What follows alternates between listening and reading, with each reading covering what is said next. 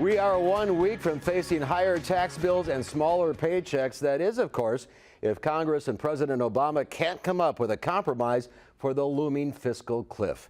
Good evening, everyone. I'm Mark Kane in for Eric and Sarah on this Christmas Eve.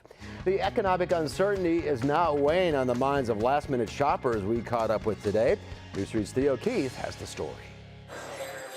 Ho, ho, ho. Come up and say hi to good old Santa Claus. 'Twas the week before Cliffsmas. So, you been a really good girl? Yeah? Been eating all your vegetables? And all through the U.S. House. And I'll see about the dollhouse, because tonight's the big night. Not a deal was stirring, not even a tax compromise to espouse. One day before Christmas, the gifts were wrapped with care in hopes that Congress and the president would soon be fair.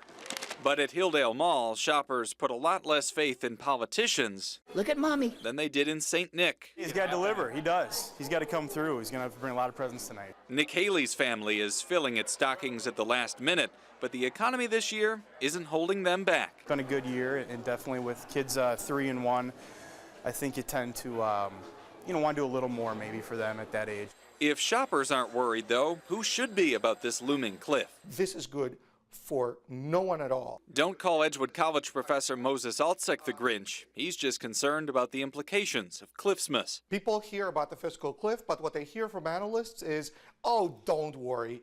Nobody's crazy enough to let us go off the cliff.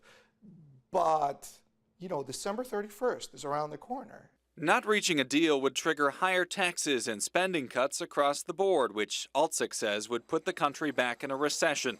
It'll hammer away at consumer confidence, the kind of confidence that has shoppers in a good mood and the economy on track. Merry Christmas. So no matter what you want this year, some chapstick. Ho, ho, ho, that's a good one. Here's to hoping Congress can earn more than a lump of coal. Be careful getting down. There you go. Ho, ho, ho.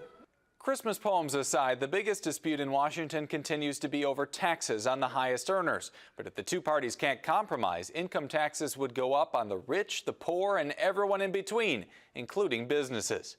Theo Keith, WISC News 3.